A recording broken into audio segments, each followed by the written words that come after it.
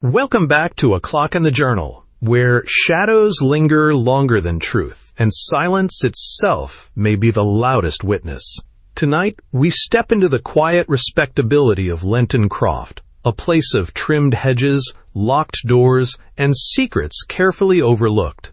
There is no gunshot in the night, no scream for help, only thefts so precise, so unremarkable, that they dare the investigator to look closer. And when the world searches for brilliance, Martin Hewitt searches for fact. This is the Lenton Croft Robberies, a lesson in how the smallest detail can condemn the cleverest criminal.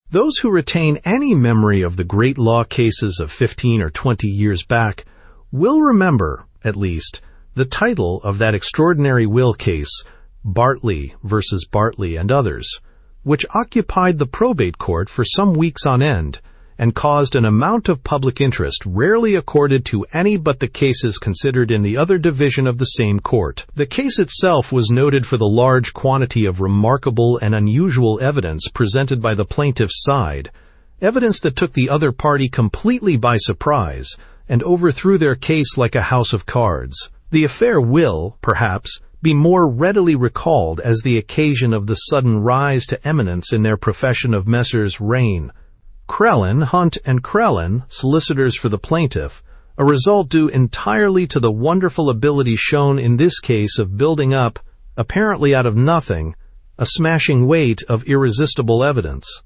that the firm has since maintained, indeed enhanced. The position it then won for itself needs scarcely be said here. Its name is familiar to everybody. But there are not many of the outside public who know that the credit of the whole performance was primarily due to a young clerk in the employ of Messrs. Crellin, who had been given charge of the seemingly desperate task of collecting evidence in the case. This Mr. Martin Hewitt had, however, full credit and reward for his exploit from his firm and from their client, and more than one other firm of lawyers engaged in contentious work made good offers to entice Hewitt to change his employers. Instead of this, however, he determined to work independently for the future, having conceived the idea of making a regular business of doing, on behalf of such clients as might retain him, similar work to that he had just done with such conspicuous success for Messrs. Morrison, Crellin, Hunt, and Crellin. This was the beginning of the private detective business of Martin Hewitt, and his action at that time has been completely justified by the brilliant professional successes he has since achieved. His business has always been conducted in the most private manner, and he has always declined the help of professional assistants, preferring to carry out himself such of the many investigations offered him as he could manage. He has always maintained that he has never lost by this policy, since the chance of his refusing a case begets competition for his services, and his fees rise by a natural process. At the same time, no man could know better how to employ casual assistance at the right time. Some curiosity has been expressed as to Mr. Martin Hewitt's system, and, as he himself always consistently maintains that he has no system beyond a judicious use of ordinary faculties, I intend setting forth in detail a few of the more interesting of his cases, in order that the public may judge for itself if I am right in estimating Mr. Hewitt's ordinary faculties as faculties very extraordinary indeed. He is not a man who has made many friendships, this probably for professional reasons, notwithstanding his genial and companionable manners. I myself first made his acquaintance as a result of an accident resulting in a fire at the old house in which Hewitt's office was situated, and in an upper floor of which I occupied bachelor chambers. I was able to help in saving a quantity of extremely important papers relating to his business, and, while repairs were being made, allowed him to lock them in an old wall safe in one of my rooms which the fire had scarcely damaged. The acquaintance thus begun has lasted many years, and has become a rather close friendship. I have even accompanied Hewitt on some of his expeditions, and in a humble way helped him. Such of the cases, however, as I personally saw nothing of, I have put into narrative form from the particulars given me. I consider you, Brett, he said, addressing me, the most remarkable journalist alive. Not because you're particularly clever, you know. Because, between ourselves, I hope you'll admit you're not. But because you have known something of me and my doings for some years, and have never yet been guilty of giving away any of my little business secrets you may have become acquainted with. I'm afraid you're not so enterprising a journalist as some, Brett, but now, since you ask, you shall write something, if you think it worthwhile. This he said, as he said most things, with a cheery, chaffing good nature that would have been, perhaps, surprising to a stranger who thought of him only as a grim and mysterious discoverer of secrets and crimes. Indeed, the man had always as little of the aspect of the conventional detective as may be imagined. Nobody could appear more cordial or less observant in manner, although there was to be seen a certain sharpness of the eye, which might, after all, only be the twinkle of good humor. I did think it worthwhile to write something of Martin Hewitt's investigations, and a description of one of his adventures follows. At the head of the first flight of a dingy staircase leading up from an ever-open portal in a street by the Strand stood a door, the dusty ground-glass upper panel of which carried in its center the single word, Hewitt, while at its right-hand lower corner, in smaller letters, Clerk's Office appeared. On a morning when the clerks in the ground-floor offices had barely hung up their hats, a short, well-dressed young man, wearing spectacles, hastening to open the dusty door, ran into the arms of another man who suddenly issued from it. "I beg pardon," the first said. "Is this Hewitt's detective agency office?" "Yes, I believe you will find it so," the other replied. He was a stoutish, clean-shaven man, of middle height, and of a cheerful, round countenance. "You'd better speak to the clerk." In the little outer office, the visitor was met by a sharp lad with inky fingers, who presented him with a pen and a printed slip. The printed slip, having been filled with the visitor's name and present business, and conveyed through an inner door, the lad reappeared with an invitation to the private office. There, behind a writing table, sat the stoutish man himself, who had only just advised an appeal to the clerk. "Good morning, Mr. Lloyd, Mr. Vernon Lloyd," he said, affably, looking again at the slip. "You'll excuse my care to start even with my visitors. I must, you know. You come from Sir James Norris, I see." "Yes, I am his secretary. I have only to ask you to go straight to Lenton Croft at once, if you can, on very important business." Sir James would have wired, but had not your precise address. "Can you go by the next train?" 11:30 is the first available from Paddington. "Quite possibly. Do you know anything of the business?" "It is a case of a robbery in the house, or rather, I fancy, of several robberies. Jewelry has been stolen from rooms occupied by visitors to the Croft.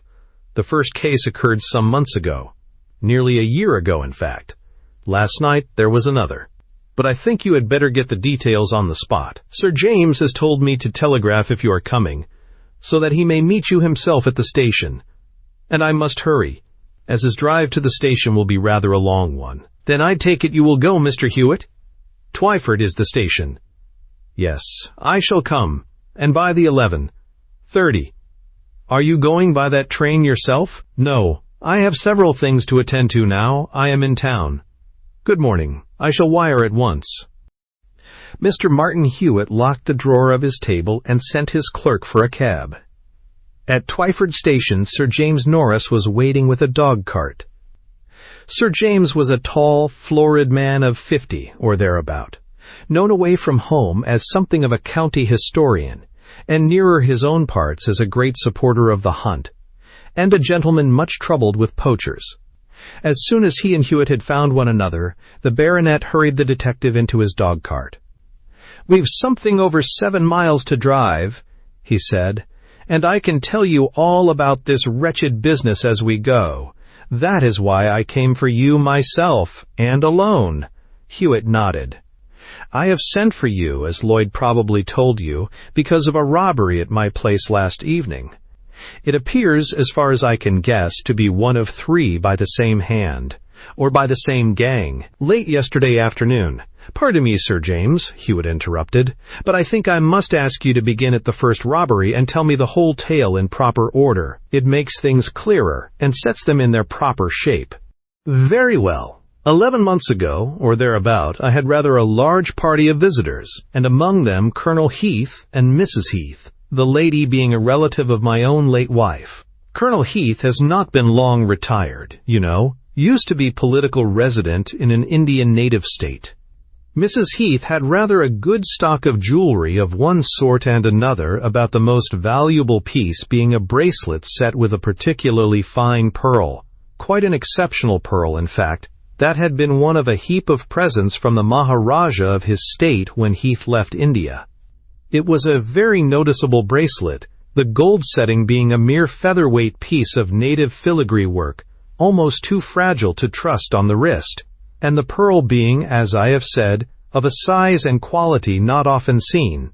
Well, Heath and his wife arrived late one evening, and after lunch the following day, most of the men being off by themselves, shooting, I think, my daughter, my sister, who is very often down here, and Mrs. Heath took it into their heads to go walking, fern hunting, and so on. My sister was rather long dressing, and, while they waited, my daughter went into Mrs. Heath's room, where Mrs. Heath turned over all her treasures to show her, as women do, When my sister was at last ready, they came straight away, leaving the things littering about the room, rather than stay longer to pack them up. The bracelet, with other things, was on the dressing table then. One moment. As to the door, they locked it. As they came away, my daughter suggested turning the key, as we had one or two new servants about. And the window? That they left open, as I was going to tell you. Well, they went on their walk and came back, with Lloyd, whom they had met somewhere, carrying their ferns for them. It was dusk, and almost dinner time. Mrs. Heath went straight to her room, and the bracelet was gone. Was the room disturbed? Not a bit. Everything was precisely where it had been left, except the bracelet. The door hadn't been tampered with, but of course, the window was open, as I have told you. You called the police, of course? Yes, and had a man from Scotland Yard down in the morning. He seemed a pretty smart fellow, and the first thing he noticed on the dressing table, within an inch or two of where the bracelet had been, was a match, which had been lit and thrown down. Now, nobody about the house had had occasion to use a match in that room that day, and, if they had, certainly wouldn't have thrown it on the cover of the dressing table, so that, presuming the thief to have used that match, the robbery must have been committed when the room was getting dark, immediately before Mrs. Heath returned, in fact. The thief had evidently struck the match, passed it hurriedly over the various trinkets lying about, and taken the most valuable. Nothing else was even moved? Nothing at all. Then the thief must have escaped by the window, although it was not quite clear how. The walking party approached the house with a full view of the window, but saw nothing, although the robbery must have been actually taking place a moment or two before they turned up. There was no water pipe within any practicable distance of the window, but a ladder usually kept in the stable yard was found lying along the edge of the lawn. The gardener explained, however, that he had put the ladder there after using it himself early in the afternoon. Of course, it might easily have been used again after that and put back. Just what the Scotland Yard man said. He was pretty sharp, too, on the gardener, but very soon decided that he knew nothing of it. No stranger had been seen in the neighborhood, nor had passed the lodge gates. Besides, as the detective said, it scarcely seemed the work of a stranger. A stranger could scarcely have known enough to go straight to the room where a lady, only arrived the day before, had left a valuable jewel, and away again without being seen. So all the people about the house were suspected in turn. The servants offered in a body to have their boxes searched, and this was done. Everything was turned over, from the butlers to the new kitchen maids. I don't know that I should have had this carried quite so far if I had been the loser myself, but it was my guest, and I was in such a horrible position. Well, there's little more to be said about that, unfortunately. Nothing came of it all, and the thing's as great a mystery now as ever. I believe the Scotland Yard man got as far as suspecting me before he gave it up altogether, but give it up he did in the end. I think that's all I know about the first robbery. Is it clear? Oh, yes. I shall probably want to ask a few questions when I have seen the place, but they can wait. What next? Well, Sir James pursued, The next was a very trumpery affair that I should have forgotten all about, probably, if it hadn't been for one circumstance. Even now, I hardly think it could have been the work of the same hand. 4 months or thereabout after Mrs. Heath's disaster, in February of this year, in fact, Mrs. Armitage, a young widow who had been a schoolfellow of my daughter's, stayed with us for a week or so. The girls don't trouble about the London season, you know, and I have no townhouse, so they were glad to have their old friend here for a little in the dull time. Mrs. Armitage is a very active young lady, and was scarcely in the house half an hour before she arranged a drive in a pony cart with Eva, my daughter, to look up old people in the village that she used to know before she was married. So they set off in the afternoon, and made such a round of it that they were late for dinner. Mrs. Armitage had a small plain gold brooch, not at all valuable, you know, 2 or 3 pounds, I suppose, which she used to pin up a cloak or anything of that sort. Before she went out, she stuck this in the pincushion on her dressing table, and left a ring, rather a good one, I believe, lying close by. This, asked Hewitt, was not in the room that Mrs. Heath had occupied, I take it? No, this was in another part of the building. Well, the brooch went. Taken, evidently, by someone in a deuce of a hurry, for when Mrs. Armitage got back to her room, there was the pin-cushion with a little tear in it, where the brooch had been simply snatched off. But the curious thing was that the ring, worth a dozen of the brooch, was left where it had been put. Mrs. Armitage didn't remember whether or not she had locked the door herself, although she found it locked when she returned. But my niece, who was indoors all the time, went and tried it once, because she remembered that a gas fitter was at work on the landing nearby, and found it safely locked. The gas fitter, whom we didn't know at the time, but who since seems to be quite an honest fellow, was ready to swear that nobody but my niece had been to the door while he was inside of it, which was almost all the time. As to the window, the sash line had broken that very morning, and Mrs. Armitage had propped open the bottom half about 8 or 10 inches with a brush. And, when she returned, that brush, sash, and all were exactly as she had left them. Now, I scarcely need tell you what an awkward job it must have been for anybody to get noiselessly in at that unsupported window, and how unlikely he would have been to replace it with the brush exactly as he found it. Just so. I suppose the brooch was really gone? I mean, there was no chance of Mrs. Armitage having mislaid it. Oh, none at all. There was a most careful search. Then, as to getting in at the window, would it have been easy? Well, yes, Sir James replied. Yes, perhaps it would. It was a first-floor window, and it looks over the roof and skylight of the billiard room. I built the billiard room myself, built it out from a smoking room just at this corner. It would be easy enough to get at the window from the billiard room roof. But then, he added, that couldn't have been the way. Somebody or other was in the billiard room the whole time, and nobody could have got over the roof, which is nearly all skylight, without being seen and heard. I was there myself for an hour or two, taking a little practice. Well, was anything done? Strict inquiry was made among the servants, of course, but nothing came of it. It was such a small matter that Mrs. Armitage wouldn't hear of my calling in the police or anything of that sort, although I felt pretty certain that there must be a dishonest servant about somewhere. A servant might take a plain brooch, you know, who would feel afraid of a valuable ring, the loss of which would be made a greater matter of. Well, yes, perhaps so, in the case of an inexperienced thief, who also would be likely to snatch up whatever she took in a hurry. But I'm doubtful. What made you connect these 2 robberies together? Nothing whatever, for some months. They seemed quite of a different sort. But scarcely more than a month ago, I met Mrs. Armitage at Brighton, and we talked, among other things, of the previous robbery, that of Mrs. Heath's bracelet. I described the circumstances pretty minutely, and when I mentioned the match found on the table, she said, "How strange."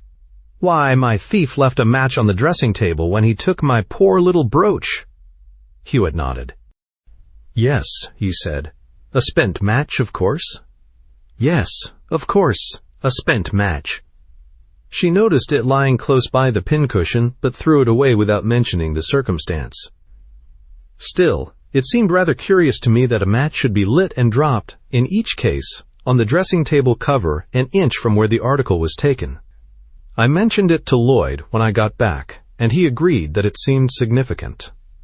"Scarcely," said Hewitt, shaking his head. "Scarcely so far to be called significant, although worth following up. Everybody uses matches in the dark, you know. Well, at any rate, the coincidence appealed to me so far that it struck me it might be worthwhile to describe the brooch to the police in order that they could trace it if it had been pawned. They had tried that, of course, over the bracelet without any result, but I fancied the shot might be worth making, and might possibly lead us on the track of the more serious robbery." "Quite so. It was the right thing to do." "Well?"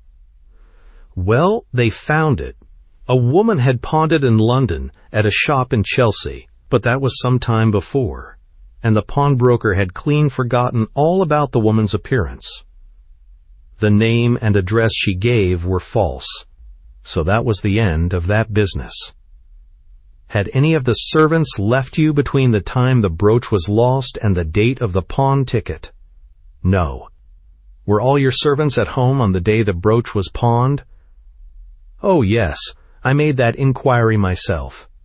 "Very good. What next?" "Yesterday, and this is what made me send for you. My late wife's sister came here last Tuesday, and we gave her the room from which Mrs. Heath lost her bracelet. She had with her a very old-fashioned brooch, containing a miniature of her father, and set in front with 3 very fine brilliants and a few smaller stones. Here we are, though, at the Croft. I'll tell you the rest indoors." Hewitt laid his hand on the baronet's arm. "Don't pull up, Sir James," he said. "Drive a little farther. I should like to have a general idea of the whole case before we go in."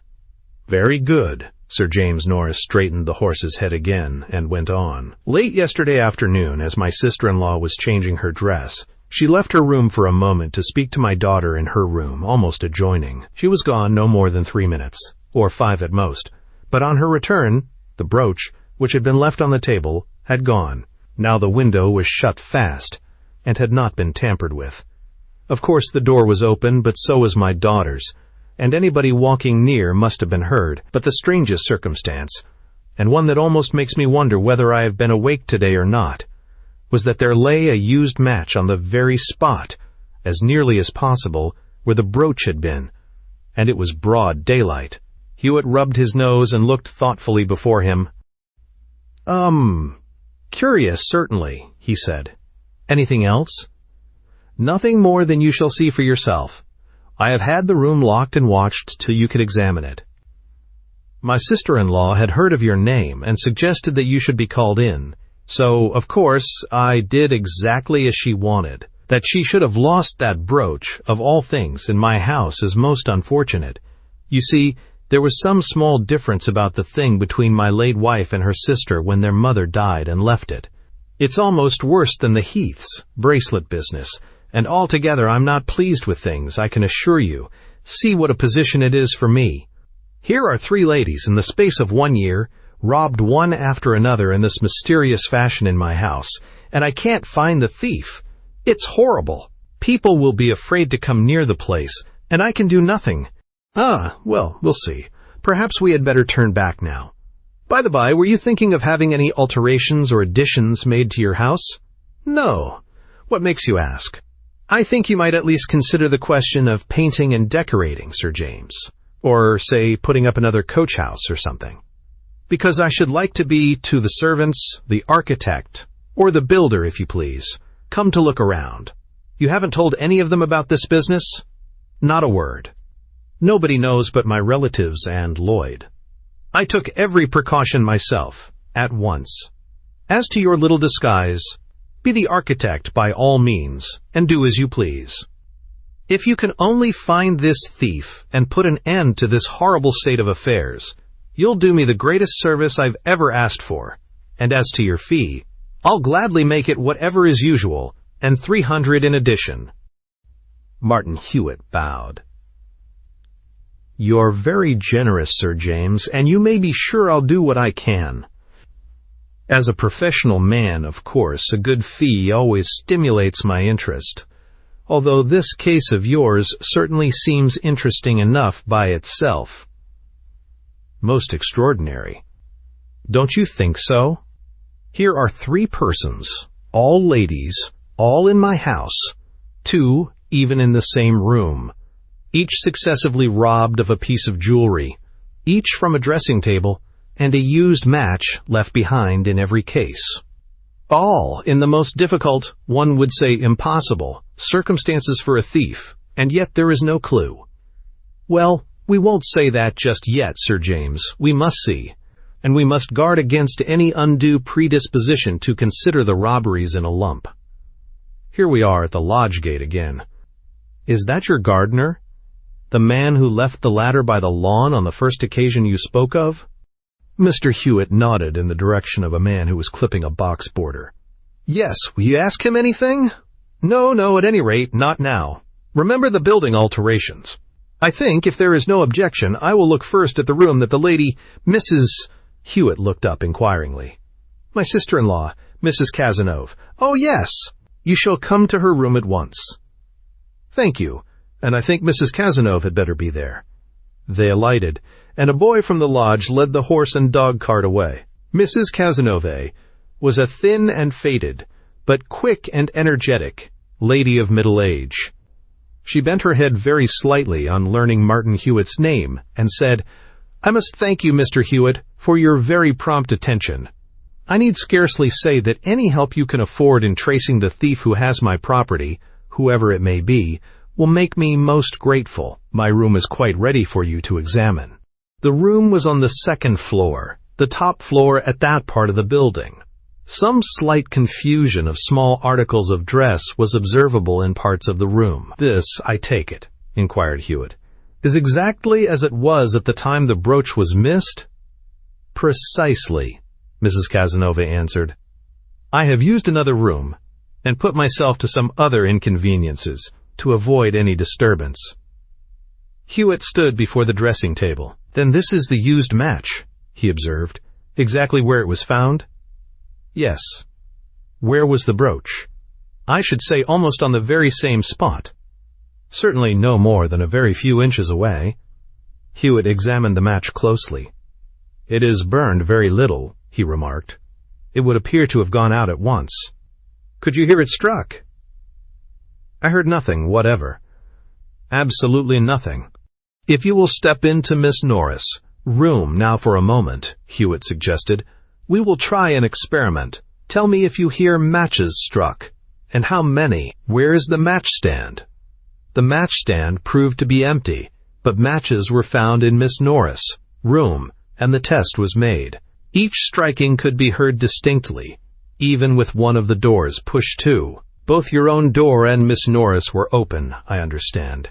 The window shut and fastened inside as it is now, and nothing but the brooch was disturbed? Yes, that was so.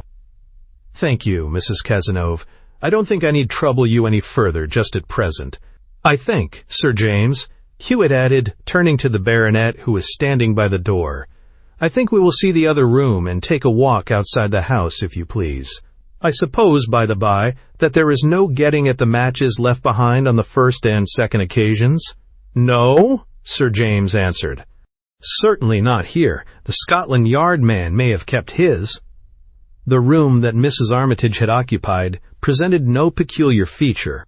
A few feet below the window, the roof of the billiard room was visible, consisting largely of skylight. Hewitt glanced casually about the walls, ascertained that the furniture and hangings had not been materially changed since the second robbery, and expressed his desire to see the windows from the outside. Before leaving the room, however, he wished to know the names of any persons who were known to have been about the house on the occasions of all 3 robberies. Just carry your mind back, Sir James, he said. Begin with yourself, for instance. Where were you at these times? When Mrs. Heath lost her bracelet, I was in Tagley Wood all the afternoon.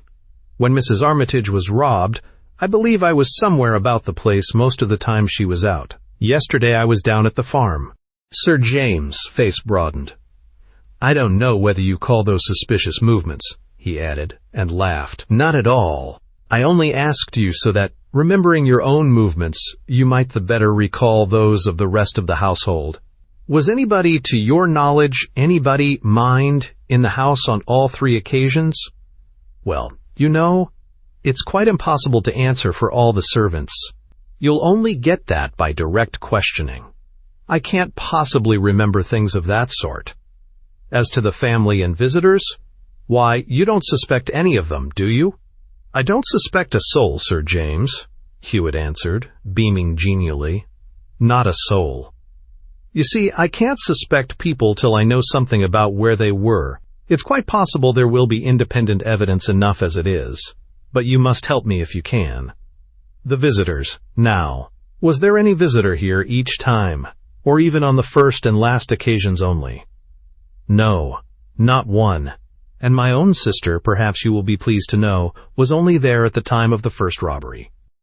Just so. And your daughter, as I have gathered, was clearly absent from the spot each time. Indeed, was in company with the party robbed. Your niece now? Why, hang it all, Mr. Hewitt, I can't talk of my niece as a suspected criminal. The poor girl's under my protection, and I really can't allow. Hewitt raised his hand and shook his head deprecatingly. My dear sir, haven't I said that I don't suspect a soul? Do let me know how the people were distributed, as nearly as possible. Let me see. It was your niece, I think, who found that Mrs. Armitage's door was locked. This door, in fact, on the day she lost her brooch? Yes, it was. Just so. At the time when Mrs. Armitage herself had forgotten whether she locked it or not. And yesterday, was she out then? No, I think not. Indeed, she goes out very little. Her health is usually bad. She was indoors, too, at the time of the Heath robbery, since you ask. But come, now, I don't like this. It's ridiculous to suppose that she knows anything of it. I don't suppose it, as I have said. I am only asking for information. That is all your resident family, I take it, and you know nothing of anybody else's movements, except, perhaps, Mr. Lloyd's? Lloyd? Well, you know yourself that he was out with the ladies when the first robbery took place. As to the others, I don't remember. Yesterday he was probably in his room, writing. I think that acquits him, eh? Sir James looked quizzically into the broad face of the affable detective, who smiled and replied, Oh, of course nobody can be in two places at once, else what would become of the alibi as an institution? But, as I have said, I am only setting my facts in order. Now, you see, we get down to the servants, unless some stranger is the party wanted. Shall we go outside now? Lenton Croft was a large, desultory sort of house, nowhere more than 3 floors high, and mostly only 2. It had been added to bit by bit, till it zigzagged about its site, as Sir James Norris expressed it, like a game of dominoes. Hewitt scrutinized its external features carefully as they strolled around, and stopped some little while before the windows of the 2 bedrooms he had just seen from the inside. Presently they approached the stables and coach-house, where a groom was washing the wheels of the dog-cart. Do you mind my smoking? Hewitt asked Sir James. Perhaps you will take a cigar yourself. They are not so bad, I think. I will ask your man for a light. Sir James felt for his own matchbox, but Hewitt had gone, and was lighting his cigar with a match from a box handed him by the groom. A smart little terrier was trotting about by the coach-house, and Hewitt stooped to rub its head. Then he made some observation about the dog, which enlisted the groom's interest, and was soon absorbed in a chat with the man. Sir James, waiting a little way off, tapped the stones rather impatiently with his foot, and presently moved away. For full a quarter of an hour, Hewitt chatted with the groom, and, when at last he came away and overtook Sir James, that gentleman was about re-entering the house. I beg your pardon, Sir James, Hewitt said, for leaving you in that unceremonious fashion to talk to your groom, but a dog, Sir James, a good dog will draw me anywhere. Oh, replied Sir James shortly. There is one other thing, Hewitt went on, disregarding the other's curtness, that I should like to know. There are 2 windows directly below that of the room occupied yesterday by Mrs. Cazenove, one on each floor. What rooms do they light? That on the ground floor is the morning room. The other is Mr. Lloyd's, my secretary, a sort of study or sitting room. Now you will see at once, Sir James, Hewitt pursued, with an affable determination to win the baronet back to good humor, You will see at once that if a ladder had been used in Mrs. Heath's case, anybody looking from either of these rooms would have seen it. Of course, the Scotland Yard man questioned everybody as to that, but nobody seemed to have been in either of the rooms when the thing occurred. At any rate, nobody saw anything. Still, I think I should like to look out of those windows myself. It will, at least, give me an idea of what was in view and what was not, if anybody had been there. Sir James Norris led the way to the morning room. As they reached the door, a young lady, carrying a book and walking very languidly, came out. Hewitt stepped aside to let her pass, and afterward said interrogatively, "Miss Norris, your daughter, Sir James?" "No, my niece." "Do you want to ask her anything?" "Dora, my dear," Sir James added, following her in the corridor. "This is Mr. Hewitt, who is investigating these wretched robberies for me. I think he would like to hear if you remember anything happening at any of the 3 times." The lady bowed slightly, and said in a plaintive drawl, "I, uncle? Really, I don't remember anything. Nothing at all." "You found Mrs. Armitage's door locked, I believe?" asked Hewitt. "When you tried it, on the afternoon when she lost her brooch?" "Oh, yes, I believe it was locked. Yes, it was." "Had the key been left in?" "The key? Oh, no. I think not. No. Do you remember anything out of the common happening? Anything whatever, no matter how trivial? On the day Mrs. Heath lost her bracelet?" "No, really, I don't." "I can't remember at all." "Nor yesterday?" "No, nothing. I don't remember anything." "Thank you," said Hewitt hastily. "Thank you. Now the morning room, Sir James." In the morning room, Hewitt stayed but a few seconds, doing little more than casually glance out of the windows. In the room above, he took a little longer time. It was a comfortable room, but with rather effeminate indications about its contents. Little pieces of draped silkwork hung about the furniture, and Japanese silk fans decorated the mantelpiece. Near the window was a cage containing a gray parrot, and the writing table was decorated with 2 vases of flowers. "Lloyd makes himself pretty comfortable, eh?" Sir James observed. "But it isn't likely anybody would be here while he was out, at the time that bracelet went." "No," replied Hewitt meditatively. "No, I suppose not." He stared thoughtfully out of the window, and then, still deep in thought, rattled at the wires of the cage with a quill toothpick, and played a moment with the parrot. Then, looking up at the window again, he said, "That is Mr. Lloyd, isn't it, coming back in a fly?" "Yes, I think so. Is there anything else you would care to see here?" "No, thank you," Hewitt replied. "I don't think there is."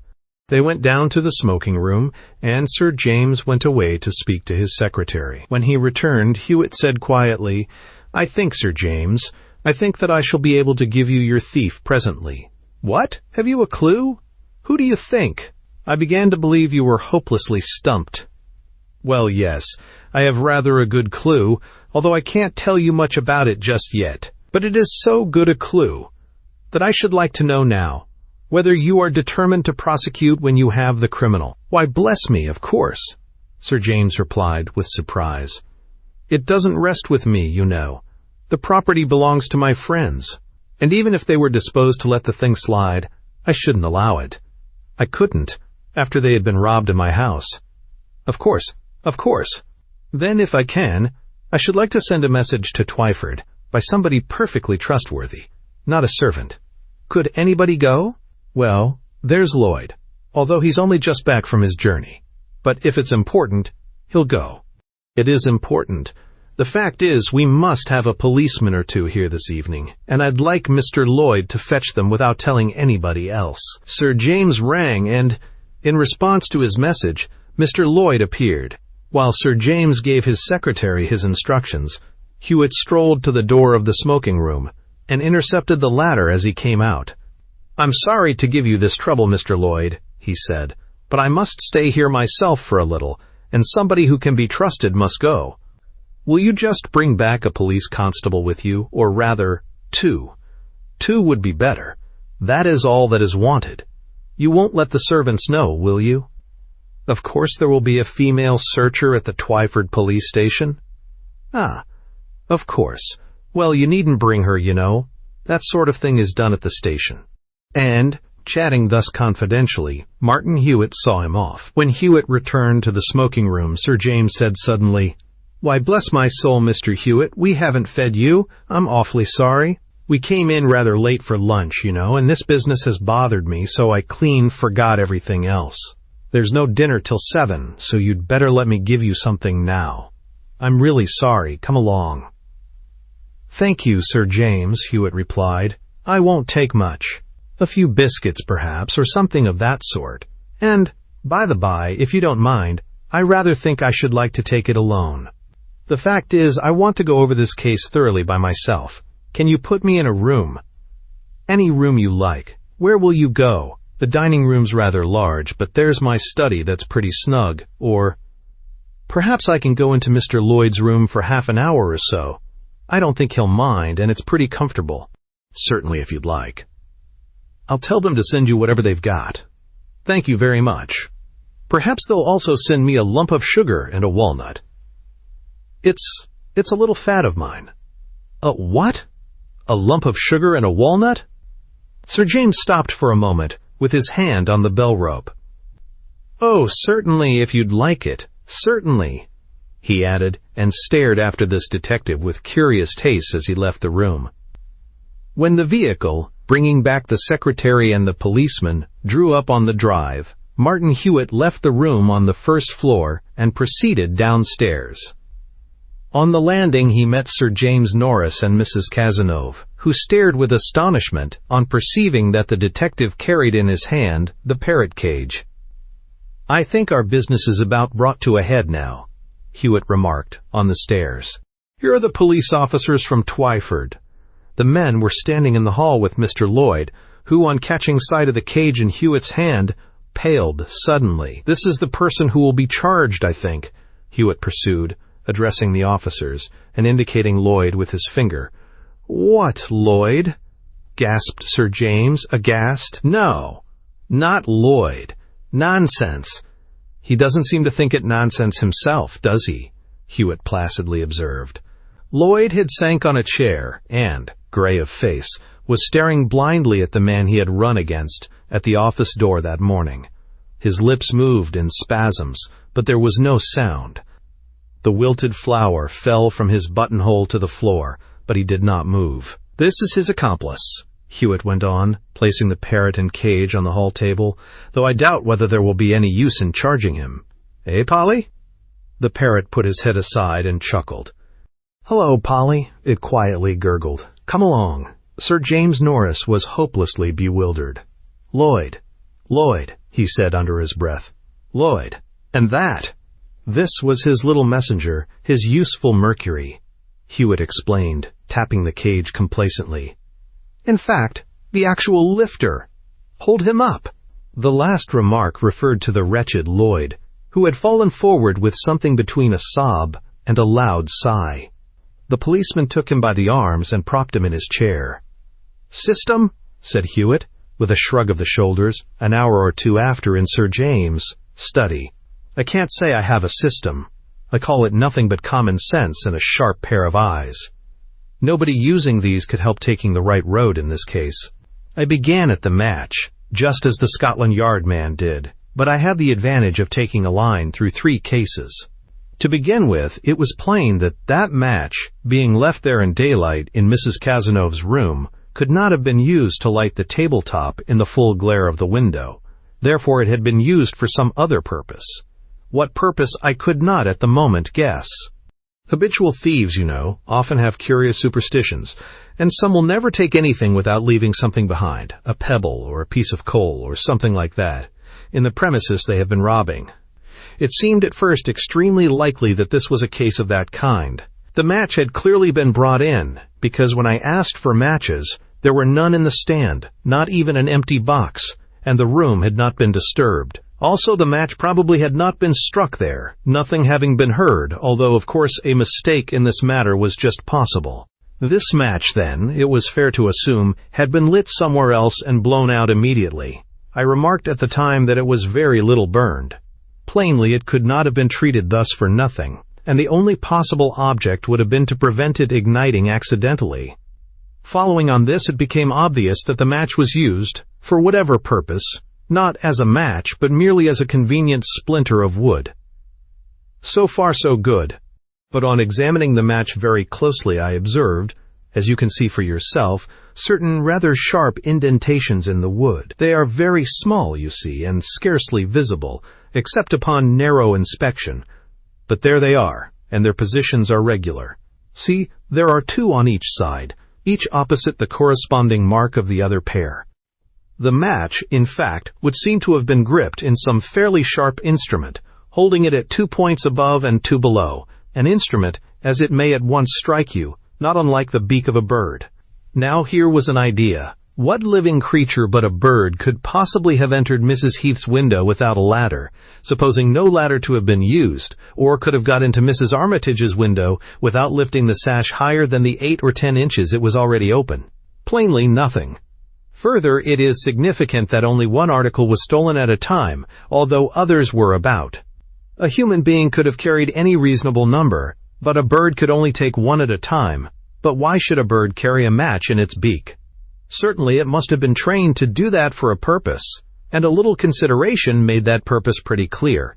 A noisy, chattering bird would probably betray itself at once.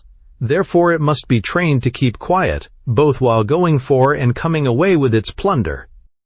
What readier or more probably effectual way than while teaching it to carry without dropping, to teach it also to keep quiet while carrying? The one thing would practically cover the other. I thought at once, of course, of a jackdaw or a magpie. These birds' thievish reputations made the guess natural. But the marks on the match were much too wide apart to have been made by the beak of either.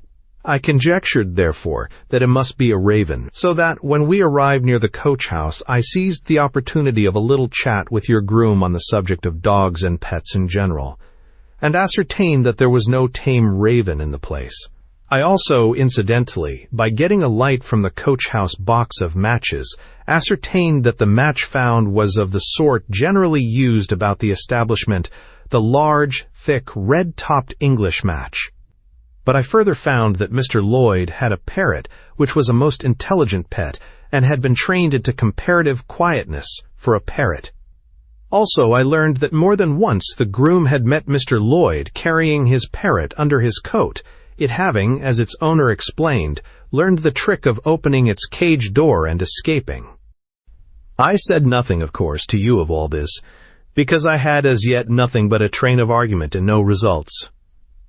I got to Lloyd's room as soon as possible. My chief object in going there was achieved when I played with the parrot, and induced it to bite a quill toothpick. When you left me in the smoking room, I compared the quill and the match very carefully, and found that the marks corresponded exactly.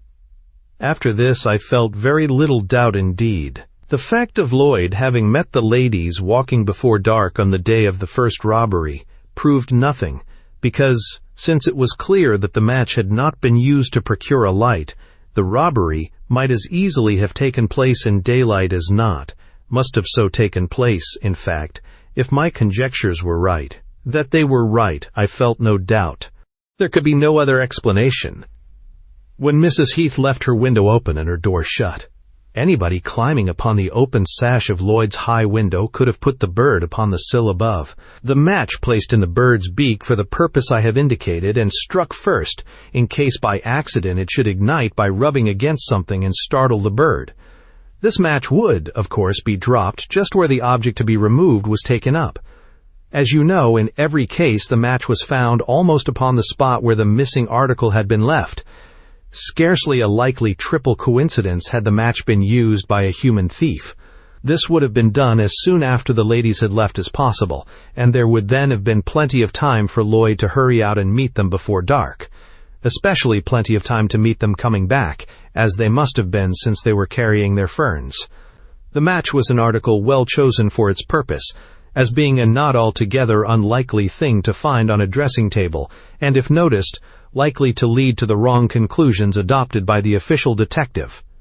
In Mrs. Armitage's case, the taking of an inferior brooch and the leaving of a more valuable ring pointed clearly either to the operator being a fool or unable to distinguish values, and certainly, from other indications, the thief seemed no fool. The door was locked, and the gas fitter, so to speak, on guard, and the window was only 8 or 10 inches open and propped with a brush. A human thief entering the window would have disturbed this arrangement, and would scarcely risk discovery by attempting to replace it, especially a thief in so great a hurry as to snatch the brooch up without unfastening the pin. The bird could pass through the opening as it was, and would have to tear the pincushion to pull the brooch off, probably holding the cushion down with its claw the while. Now, in yesterday's case, we had an alteration of conditions. The window was shut and fastened, but the door was open, but only left for a few minutes, during which time no sound was heard either of coming or going. Was it not possible, then, that the thief was already in the room, in hiding, while Mrs. Cazenove was there, and seized its first opportunity on her temporary absence? The room is full of draperies, hangings, and what-not, allowing of plenty of concealment for a bird, and a bird could leave the place noiselessly and quickly. That the whole scheme was strange mattered not at all. Robberies presenting such unaccountable features must have been effected by strange means of one sort or another. There was no improbability. Consider how many hundreds of examples of infinitely higher degrees of bird training are exhibited in the London streets every week for coppers. So that, on the whole, I felt pretty sure of my ground. But before taking any definite steps, I resolved to see if Polly could not be persuaded to exhibit his accomplishments to an indulgent stranger. For that purpose, I contrived to send Lloyd away again, and have a quiet hour alone with his bird. A piece of sugar, as everybody knows, is a good parrot bribe, but a walnut, split in half, is a better, especially if the bird be used to it. So I got you to furnish me with both. Polly was shy at first, but I generally get along very well with pets, and a little perseverance soon led to a complete private performance for my benefit. Polly would take the match, mute as wax, jump on the table, pick up the brightest thing he could see in a great hurry, leave the match behind, and scuttle away round the room. But at first wouldn't give up the plunder to me. It was enough. I also took the liberty, as you know, of a general look round, and discovered that little collection of Brummagem rings and trinkets that you have just seen, used in Polly's education, no doubt. When we sent Lloyd away, it struck me that he might as well be usefully employed as not, so I got him to fetch the police, deluding him a little, I fear, by talking about the servants and a female searcher. There will be no trouble about evidence, he'll confess. Of that I'm sure. I know the sort of man. But I doubt if you'll get Mrs. Cazenova's brooch back. You see, he has been to London today, and by this time the swag is probably broken up. Sir James listened to Hewitt's explanation with many expressions of assent and some of surprise. When it was over, he smoked a few whiffs, and then said, "But Mrs. Armitage's brooch was pawned, and by a woman." "Exactly. I expect our friend Lloyd was rather disgusted at his small luck. Probably gave the brooch to some female connection in London, and she realized on it. Such persons don't always trouble to give a correct address." The two smoked in silence for a few minutes, and then Hewitt continued. "I don't expect our friend has had an easy job altogether with that bird. His successes at most have only been 3, and I suspect he had many failures and not a few anxious moments that we know nothing of. I should judge as much merely from what the groom told me of frequently meeting Lloyd with his parrot, but the plan was not a bad one, not at all. Even if the bird had been caught in the act, it would only have been that mischievous parrot, you see, and his master would only have been looking for him,